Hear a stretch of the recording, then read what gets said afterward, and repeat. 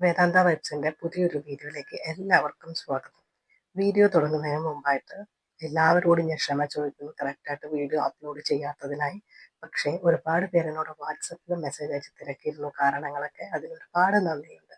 ഇത്രയും പേരുടെ സ്നേഹം ലഭിക്കുന്നതിനും ഇത്രയും പേരുടെ പ്രാർത്ഥനയിൽ എന്നെ ഉൾക്കൊള്ളിക്കുന്നതിനും ഒരുപാട് നന്ദിയുണ്ട്.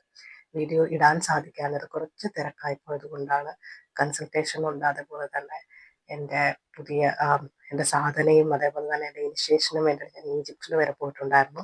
അതായത് നമ്മുടെ ഇൻഡോ ഈജിപ്ഷ്യൻ രീതിയിലുള്ള തന്ത്രവിദ്യയുടെ തുടക്കത്തിനായിട്ട് എനിക്ക് ഈജിപ്തിൽ പോയി കുറച്ച് പ്രാക്ടിക്കൽ സെഷൻസ് ഉണ്ടായിരുന്നു. അതിൻ്റെ തിരക്കായിപ്പോയി. അതുകൊണ്ടാണ് വീഡിയോസ് ഒന്നും തന്നെ അപ്ലോഡ് ചെയ്യാൻ കഴിയാഞ്ഞത്. പിന്നെ ഈ ഒരടുത്ത് ഒരുപാട് കൺസൾട്ടേഷൻസ് ഉള്ളത് കൊണ്ടാണ് വീഡിയോയ്ക്കായിട്ട് ടൈം കിട്ടാത്തത് കൊണ്ടാണ്. സോറി. മാക്സിമം കറക്റ്റായിട്ട് വീഡിയോസ് ഇടാൻ ഞാൻ ശ്രമിക്കാം. അപ്പോൾ എല്ലാവർക്കും നന്ദി. പുതിയ വീഡിയോയിലേക്ക് പോകാം.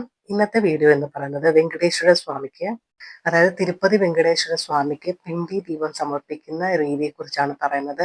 ഈ ദീപം എന്ന് പറയുന്നത് പണ്ട് കാലം മുതലേ തിരുപ്പതി ഭഗവാന്റെ ഫോളോ ചെയ്യുന്നത് അല്ലെങ്കിൽ പ്രാർത്ഥിക്കുന്നവരൊക്കെ ചെയ്തു വന്നിരുന്ന ഒരു വളരെ വിശിഷ്ടമായ ഒരു ദീപമാണ്. ഇത് നമ്മളുടെ വീടുകളിൽ ചെയ്യാൻ കഴിയുന്നതാണ്. ഏതൊരു ആഗ്രഹവും നടത്തിയെടുക്കുവാനായിട്ട് തിരുപ്പതി ഭഗവാന്റെ അനുഗ്രഹത്തിനായിട്ട് നമുക്ക് ചെയ്യാവുന്നതാണ്. ഇത് 7 ശനിയാഴ്ചകളിലാണ് ചെയ്യേണ്ടത്. സ്ത്രീകൾക്ക് പീരീഡ്സ് മൂലമുള്ള മുടക്കം വന്നു കഴിഞ്ഞാൽ ആ ഒരാഴ്ച സ്കിപ്പ് ചെയ്തിട്ട് ബാക്കിയുള്ള ആഴ്ചയിലേക്ക് കണ്ടിന്യൂ ചെയ്യാവുന്നതാണ്. അതായത് മൂന്നാമത്തെ ആഴ്ചയിൽ നിങ്ങൾക്ക് പീരീഡ്സ് വന്നു എന്നുണ്ടെങ്കിൽ അടുത്ത ആഴ്ചയിൽ നിങ്ങൾ 3 എന്ന് കണക്കാക്കിയിട്ട് നിങ്ങൾക്ക് കണ്ടിന്യൂ ചെയ്യാവുന്നതാണ്. അതല്ലാതെ വാലായ്മ പുലായ്മ അങ്ങനെയുള്ള എന്തെങ്കിലുമൊക്കെ കാരണങ്ങൾ കൊണ്ട് വേറെന്തെങ്കിലും കാരണങ്ങൾ കൊണ്ട് ഇത് മുടങ്ങുകയാണെങ്കിൽ 1 എന്ന രീതിയിൽ നിങ്ങൾ പുതുതായിട്ട് സ്റ്റാർട്ട് ചെയ്യേണ്ടതായിട്ടുണ്ട്. പിണ്ടിദീപം എന്ന് പറയുന്നത് നമ്മളുടെ നാട്ടിൽ നമ്മൾ ചെയ്യുന്ന മാവിളക്കുമായിട്ട് സാമ്യമുണ്ട്. ചെറിയൊരു വ്യത്യാസമേ ഉള്ളൂ. മാവിളക്കിനകത്ത് നമ്മൾ ശർക്കര ആഡ് ചെയ്യും, പിണ്ടിദീപത്തിനകത്ത് ശർക്കരയില്ല. ആ ഒരു ചെറിയൊരു വ്യത്യാസം മാത്രമേ ഉള്ളൂ. ഇത് ഉണ്ടാക്കുന്നത് എങ്ങനെയെന്ന് നോക്കാം. അരിമാവിനകത്ത് 1 സ്പൂൺ നെയ്യും ഒരു ചെറിയ പഴവും ഇട്ട് നല്ലതുപോലെ ഞെവിടി നമ്മൾ മാവില്ലേ ചപ്പാത്തിക്കൊക്കെ ഉണ്ടാക്കുന്ന മാവ് പോലെ ആക്കി എടുക്കുക. അതിനെ നല്ല രീതിയിൽ സ്മൂത്ത് ആക്കി എടുക്കുക. നിങ്ങൾക്ക് വേണമെന്നുണ്ടെങ്കിൽ 1 സ്പൂൺ ശർക്കര കൂടി ആഡ് ചെയ്യാവുന്നതാണ്. അപ്പോൾ അത് മാവിളക്കാകും എന്നേ ഉള്ളൂ. അതിനെ നമ്മൾ ഉരുട്ടിയെടുത്തിട്ട് കൈ കൊണ്ട് നമ്മൾ ഇങ്ങനെ തിരുമ്മി അതിനെ ഒരു ചെറിയൊരു വിളക്ക് പോലെ ആക്കുക. എളുപ്പത്തിന് പറയാനാണെങ്കിൽ നമ്മൾ കുഴക്കട്ട ഉണ്ടാക്കത്തില്ലേ, അപ്പം ഈ റൗണ്ട് ആയിട്ടുള്ള മാവിനെ നമ്മളിങ്ങനെ കൈ കൊണ്ട് തിരികെ വരുമ്പോൾ അതിനൊരു വിളക്ക് പോലെ ആകത്തില്ലേ, ആ ഒരു രീതിയിലാണ് ഉണ്ടാക്കേണ്ടത്. ഇത് 2 വിളക്കുകളാണ് ഉണ്ടാക്കേണ്ടത്. അതായത് 1 ഗ്ലാസ് അരിപ്പൊടിക്കകത്ത് 1 സ്പൂൺ നെയ്യ്, ഒരു ചെറുപഴം, അതുപോലെ തന്നെ വേണമെന്നുണ്ടെങ്കിൽ 1 സ്പൂൺ ശർക്കരയും കൂടി ഇട്ടിട്ട് നല്ലതുപോലെ തിരുമ്മിയെടുത്തുണ്ടാക്കാം. മാവ് തികഞ്ഞില്ലെന്നുണ്ടെങ്കിൽ കുറച്ചുകൂടി മാവ് ആഡ് ചെയ്ത് അതിൻ്റെ അളവിനനുസരിച്ച് 2 വിളക്ക് ഉണ്ടാക്കുക.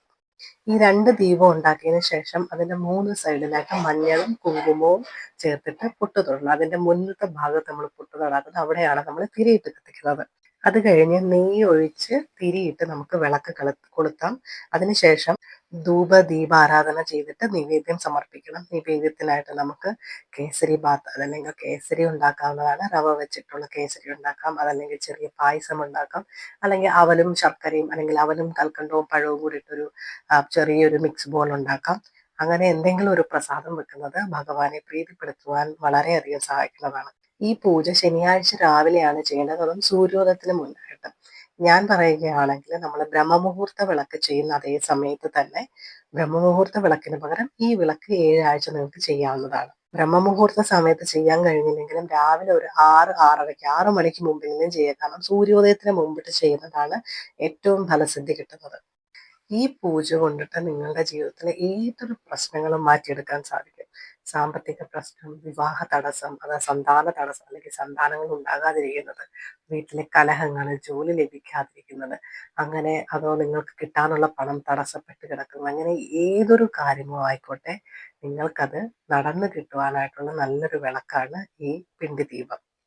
എപ്പോഴും പറയുന്നത് പോലെ വിശ്വാസത്തോടെ നിങ്ങൾ ചെയ്തു കഴിഞ്ഞാൽ, പ്രാർത്ഥനയോടെ വിശ്വാസത്തോടെ ശുദ്ധിയോടെ ചെയ്തു കഴിഞ്ഞാൽ ഭഗവാന്റെ അനുഗ്രഹം നിങ്ങൾക്ക് എന്നും ഉണ്ടായിരിക്കുന്നതായിരിക്കും. അതിനൊരു രീതിയിലുള്ള സംശയവും വേണ്ട. പക്ഷെ വിശ്വാസം എന്ന് പറയുന്നത് വളരെയധികം പ്രാധാന്യമായിട്ടുള്ള കാര്യമാണ്. അതുപോലെ തന്നെ മനഃശുദ്ധി ഉണ്ടായിരിക്കണം. ശരീരശുദ്ധി പോലെ തന്നെയാണ് നമ്മൾ ശുദ്ധി എന്ന് പറയുന്നതിനകത്ത് മനഃശുദ്ധിയും ആവശ്യമായിട്ടുണ്ട്. അത് എല്ലാ വീഡിയോയിലും ഞാൻ എടുത്ത് പറയേണ്ടതായിട്ടില്ലല്ലോ. മറ്റുള്ളവരുടെ അസൂയയും കുശുമ്പും വിചാരിച്ച് രാവിലെ വിളക്ക് കൊളുത്തിയിട്ട് എനിക്ക് ഫലം വരുന്നില്ല എന്ന് പറഞ്ഞിട്ട് കാര്യമില്ല. നിങ്ങൾ നിങ്ങളുടെ പ്രാർത്ഥനയിലേക്ക് പോകുമ്പോൾ ലോകാ സമസ്ത സുഖിനോ ഭവന്തു, ഈ ലോകത്തിലുള്ള എല്ലാവർക്കും നല്ലത് വരട്ടെ എന്ന് നമ്മൾ പ്രാർത്ഥിക്കുമ്പോഴാണ് നമ്മളിലേക്കും കൂടി നല്ലത് വരുന്നത്.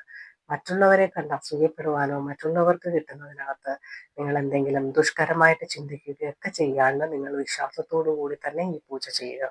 ഈ വിളക്ക് കൊളുത്തി വെക്കുമ്പോൾ പറയാതെ തന്നെ അറിയാമല്ലോ, വെങ്കടേശ്വര സ്വാമിയുടെ ഒരു ഫോട്ടോ വെക്കേണ്ടതായിട്ടുണ്ട്.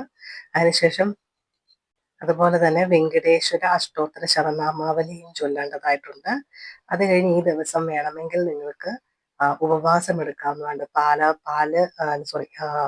പഴവർഗ്ഗങ്ങൾ മാത്രം കഴിച്ചുകൊണ്ട് അരിയാഹാരങ്ങൾ ഉപേക്ഷിച്ചുകൊണ്ട് അന്നത്തെ ദിവസം നിങ്ങൾക്ക് വേണമെങ്കിൽ ഉപവാസം എടുക്കാം. പറ്റുന്നവരാണെങ്കിൽ നിങ്ങളുടെ ഹെൽത്ത് കണ്ടീഷൻസ് ഒക്കെ അതിനനുവദിക്കുന്നതാണെങ്കിൽ ഉപവാസം എടുക്കുന്നത് വളരെ നല്ലതായിരിക്കും. അപ്പോൾ ഈ പൂജ ചെയ്തതിന് ശേഷം ഉള്ള പ്രസാദം നിങ്ങൾക്ക് കഴിക്കാവുന്നതാണ്. വീട്ടിലെ എല്ലാവർക്കും കൊടുക്കാവുന്നതാണ്. പ്രസാദങ്ങളൊന്നും തന്നെ വേസ്റ്റ് ആക്കരുത്. അത് വളരെ വലിയൊരു തെറ്റാണ് നിങ്ങൾ ചെയ്യുന്നത്. അതുകൊണ്ട് തന്നെ പ്രസാദം ഉണ്ടാക്കുമ്പോൾ വലിയ പാത്രത്തിൽ ഉണ്ടാക്കി വെക്കേണ്ട കാര്യമൊന്നുമില്ല. ചെറിയ ഒരു ഇത് മതി, അതല്ലെങ്കിൽ ഒരു ചെറിയ ലഡ്ഡു പോലെ മതി. അത് വേസ്റ്റ് ആക്കാണ്ട് എല്ലാവരും കഴിക്കേണ്ടതായിട്ടുണ്ട്. പിന്നെ പ്രസാദം കഴിക്കുന്നതിന് അതിനൊരു നിയമം പറയാറുണ്ട്. തൊണ്ടയ്ക്ക് താഴേക്ക് എത്തുന്ന രീതിയിൽ കഴിക്കുന്നത്. അത് ഒരുപാട് വാങ്ങിച്ച് നമ്മളൊക്കെ അമ്പലങ്ങളിൽ പായസം എങ്ങനെയാണ് വാങ്ങിക്കുന്നത്, 2ഉം 3ഉം ഇലയ്ക്കകത്ത്. ഞങ്ങളുടെ അവിടെയൊക്കെ വട്ടയിലയിലായിരുന്നു തരുന്നത്. അപ്പൊ ഈ വട്ടയിലയിൽ 2 കൈകൾ കുമ്പിളിനകത്ത് വാങ്ങിക്കൊണ്ട് പോയിട്ട് അതിങ്ങനെ ആഹാരം പോലെ കഴിക്കുക. അങ്ങനെയല്ല പ്രസാദം കഴിക്കേണ്ടത്. ഒരു ചെറിയ അളവിലാണ്. അത് ഭഗവാനെ സ്മരിച്ചുകൊണ്ട് നന്ദി പറഞ്ഞുകൊണ്ട് നിങ്ങൾ എന്തിനാണോ പ്രാർത്ഥിച്ചത് അത് നടന്നു എന്ന് തന്നെ വിചാരിച്ച് നന്ദി പറഞ്ഞുകൊണ്ടാണ് ആ പ്രസാദം 3 വട്ടമായിട്ടാണ് കഴിക്കേണ്ടത്.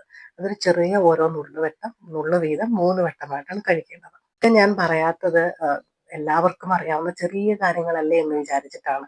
അപ്പോൾ ഇപ്പോൾ നമ്മൾക്ക് ഹിന്ദു മതത്തിൽ ഉള്ളവർ മാത്രമല്ല നമ്മളുടെ US ആയിട്ട് വരുന്നത്, പല മതത്തിലുള്ളവരും കാണും.